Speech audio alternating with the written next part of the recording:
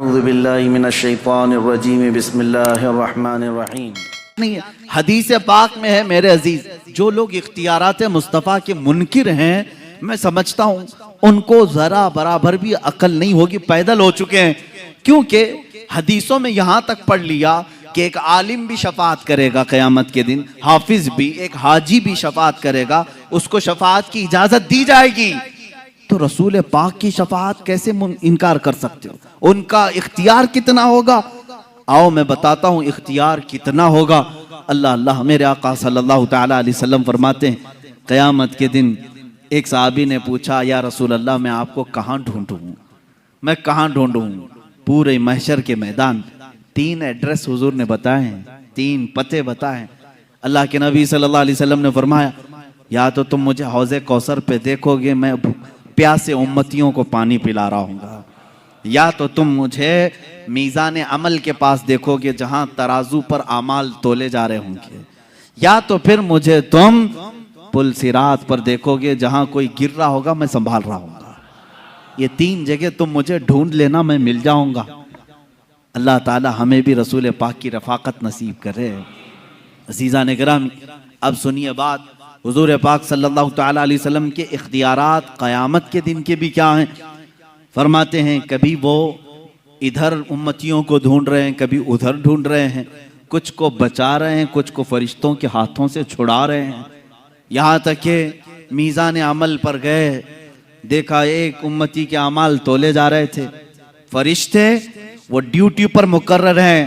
قرآن نے ان کے بارے میں کہا ہے لا یعصون اللہ ما امرهم ویفعلون ما یؤمرون، وہ اللہ کے کسی حکم کی نافرمانی نہیں کرتے، جس بات کا انہیں حکم دیا جاتا ہے وہی پورا کرتے ہیں۔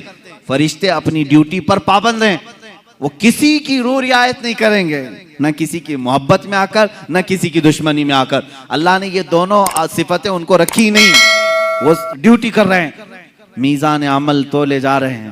ایک امتی کے اعمال رکھے گئے، گناہوں کا پلہ بھاری ہے، اٹھ گیا اوپر۔ جو بھاری ہوگا قیامت کے دن وہ اوپر جائے گا، دنیا میں جو بھاری ہوتا ہے وہ نیچے آتا ہے، قیامت کے دن جو پلہ بھاری ہوگا اوپر چلا جائے گا۔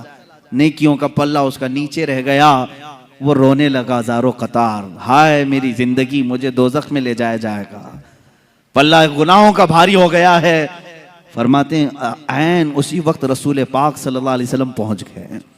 وہاں پہنچتے ہیں، رسول کریم صلی اللہ تعالیٰ علیہ وسلم نے ان ملائکہ سے کہا ذرا پھر سے تولو، ذرا پھر سے تولو۔ وہ فرشتے کسی اور کے لیے ریپلے نہیں کریں گے، لیکن یہاں پر دور قیامت رسول کریم صلی اللہ تعالیٰ علیہ وسلم جو اللہ رب العزت کے نائب ہیں ان کا حکم ہے، فرشتے پھر سے میزان اٹھائیں گے، پھر اعمال رکھیں گے۔ اب جب اٹھانے لگیں گے، حضور فرماتے ہیں اپنے دامن سے وہ ایک چٹھی اٹھا کر اس کے نیکیوں کے پلے پہ رکھیں گے، اور پھر جب وہ فرشتے اٹھائیں گے تو نیکیوں کا پلہ اچانک بھاری ہو جائے گا، گناہوں کا پلہ نیچے رہ جائے گا۔ اب وہ امتی بے اختیار رو پڑتا ہے، قدموں میں گرتا ہے، کہتا ہے یا رسول اللہ صلی اللہ تعالیٰ علیہ وسلم میرا کون سا ایسا عمل تھا جو مجھے آج جنت کی طرف لے جا رہا ہے؟ سنو اے مسلمانوں، میلاد مصطفیٰ ہے، میں یہ آپ کو عمل بھی بتانا چاہتا ہوں۔ اللہ کے نبی صلی اللہ علیہ وسلم فرماتے ہیں یاد ہے تجھے ایک بار غموں سے مارا ہوا تو تنہائی میں رات میں بیٹھ کر مجھ پر درود بھیجا تھا، میں نے وہ اپنی چٹھی میں رکھا اور اس کو تیرے نیکیوں کے پلے پر رکھا، وہ سب سے بھاری ہو گیا۔ یہ نبی مختار کل ہیں، جسے جو چاہیں عطا کرتے ہیں۔ عزیزان گرامی، اتنا عقیدہ بھی اگر نہیں ہے تو میں سمجھتا ہوں مسلمان کس بات کے ہوئے ہو۔ امام اہل سنت فاضل بریلوی رحمۃ اللہ تعالیٰ علیہ نے فرمایا ہے رسول پاک صلی اللہ تعالیٰ علیہ وسلم کے اختیارات کا، اور تم پر میرے آقا کی عنایت نہ سہی، ان کو کہہ رہے ہیں، تم کہتے ہو حضور کی کوئی مہربانی نہیں، کوئی مہربانی نہیں، وہ کچھ نہیں عطا کر سکتے۔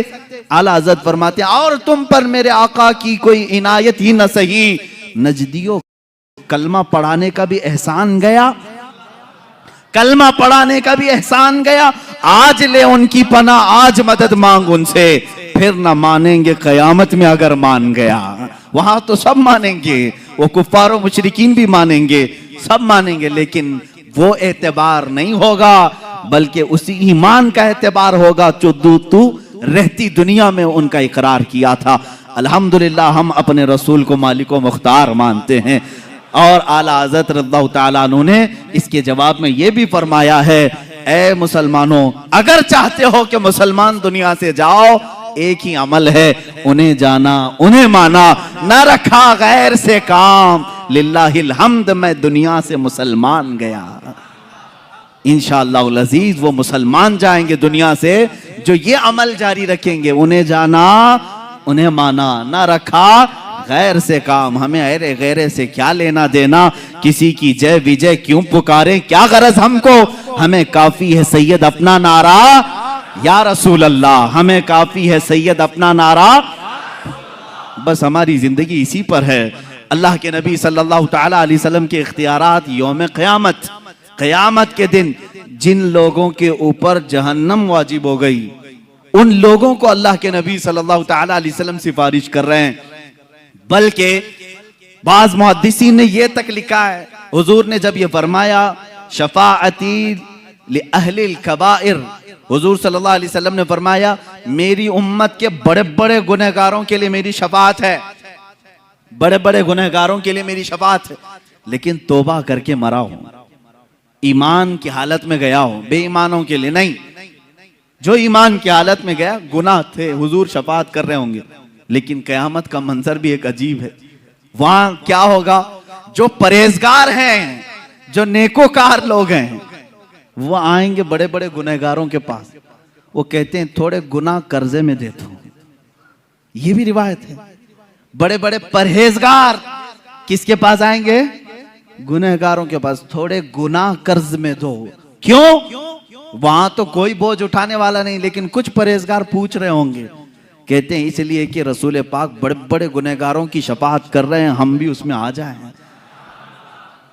واہ، حضور اعلیٰ حضرت فاضل بریلوی رضی اللہ تعالیٰ عنہ فرماتے ہیں کیا ہی ذوق افزا شفاعت ہے تمہاری، واہ واہ، قرض لیتی ہے گناہ پرہیزگاری، واہ واہ۔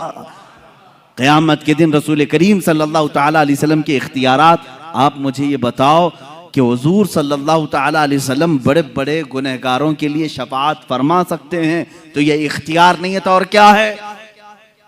اللہ رب العزت قیامت کے دن کے متعلق قرآن میں کئی جگہ فرمایا وَكَمْ مِن مَلَكٍ فِي السَّمَاوَاتِ لَا تُغْنِي شَفَاعَتُهُمْ شَيْئًا إِلَّا بِإِذْنِ اللَّهِ، کتنے تو ملائکہ ایسے ہیں اللہ کے مقرب، ان کو کسی کو شفاعت کرنے کی اجازت نہیں مگر اللہ کی اجازت سے، کوئی نہیں کرے گا مگر اللہ کی اجازت سے، تو اللہ اجازت دے گا، قرآن پاک میں ہے مَنْ ذَا الَّذِي يَشْفَعُ عِنْدَهُ إِلَّا بِإِذْنِهِ، کون ہے جو اس کی بارگاہ میں شفاعت کرے گا سوائے اس کی اجازت کے؟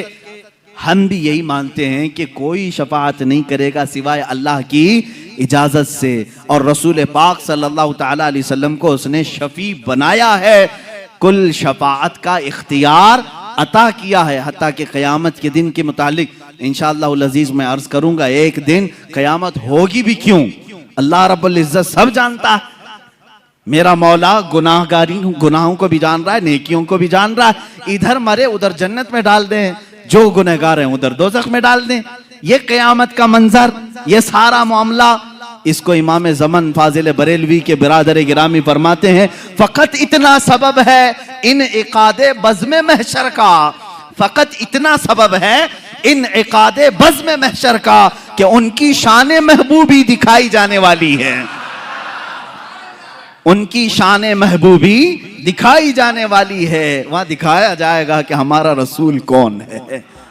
عزیزان گرامی، ہم اسی انتظار میں ہیں کہ آج لے ان کی پناہ، آج مدد مانگ ان سے، پھر نہ مانیں گے قیامت میں اگر مان گیا۔ رسول کریم صلی اللہ تعالیٰ علیہ وسلم کے اختیارات کے متعلق یہ بحث تھی کہ حضور مالک و مختار ہیں، دنیا میں جب تک آپ کی ظاہری حیات تھی تب بھی تھے، بعد وفات بھی ہیں، وہ رسول کریم صلی اللہ تعالیٰ علیہ وسلم بعد وفات بھی مختار ہیں۔ ویڈیو کو لائک کر کے شیئر ضرور کر دینا۔